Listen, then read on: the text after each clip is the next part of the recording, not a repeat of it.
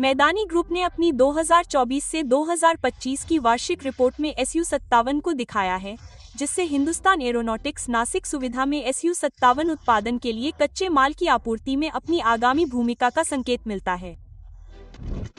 Julu defence volume 35 drone ने भारत की स्वदेशी मीडियम मशीन गन राउंड को 2 किलोमीटर प्रभावी रेंज के साथ दागा। तुर्की जल के पास ग्रीक नौसेना के साथ एक संयुक्त नौसैनिक अभ्यास करने के बाद भारतीय नौसेना का INSG निर्देशित मिसाइल फ्रिगेट अब साइप्रस पहुंच गया है। भारतीय वायुसेना ने अपने लड़ाकू विमानों पर इलेक्ट्रॉनिक युद्धक सूट को अपग्रेड किया है, जिसमें इलेक्ट्रॉनिक इंटेलिजेंस और लिक्विड मिसाइल विश्लेषण का उपयोग करके चीन की PL-15 मिसाइल के सीकर हस्ताक्षर हैं, जो डिटेक्शन, जैमिंग और चोरी की क्षमताओं को बढ़ाएगा।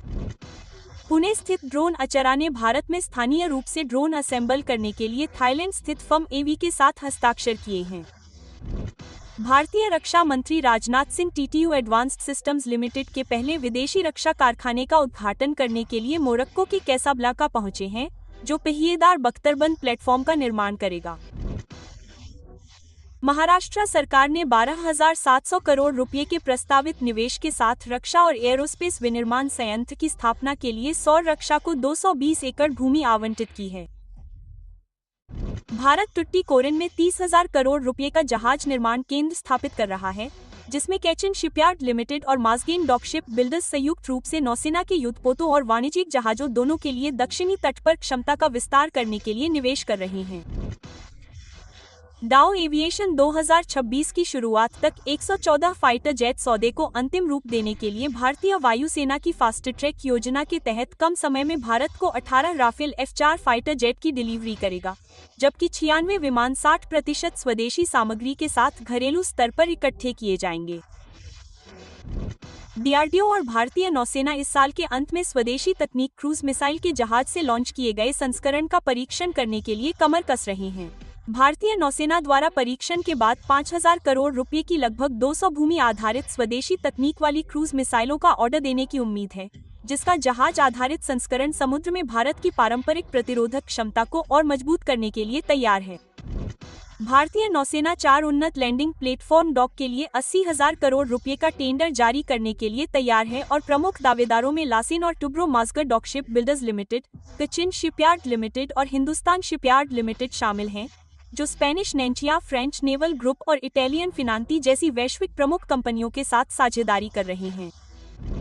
पाल प्रमुख ने पुष्टि की है कि F414 इंजन उत्पादन के लिए जनरल इलेक्ट्रिक के साथ बातचीत उन्नत चरणों में है और भारत सरकार ने प्रौद्योगिकी के 80% हस्तांतरण को अनिवार्य कर दिया है। हालांकि कुछ घटक तीसरे पक्ष के बौद्धिक संपदा अधिकारों के तहत हैं और हेलन जनरल इलेक्ट्रिक सुचारू हस्तांतरण सुनिश्चित करने के लिए इन अंतरों को हल करने के लिए काम कर रही हैं।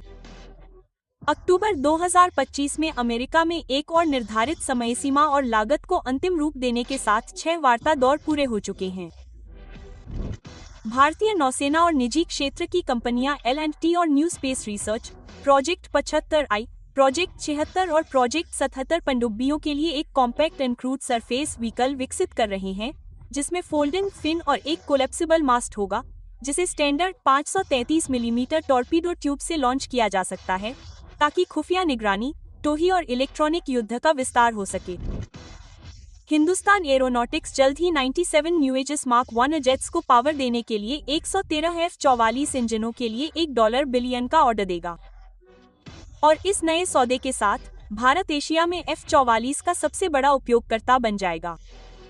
पहली बार भारतीय वायुसेना और जनरल इलेक्ट्रिक सीधे स्पेयर खरीद का काम संभालेंगे, जबकि भारत में निजी कंपनियों के साथ एक नई MRO सुविधा स्थापित की जा रही है ताकि तेज सर्विसिंग और कम लागत सुनिश्चित हो सके।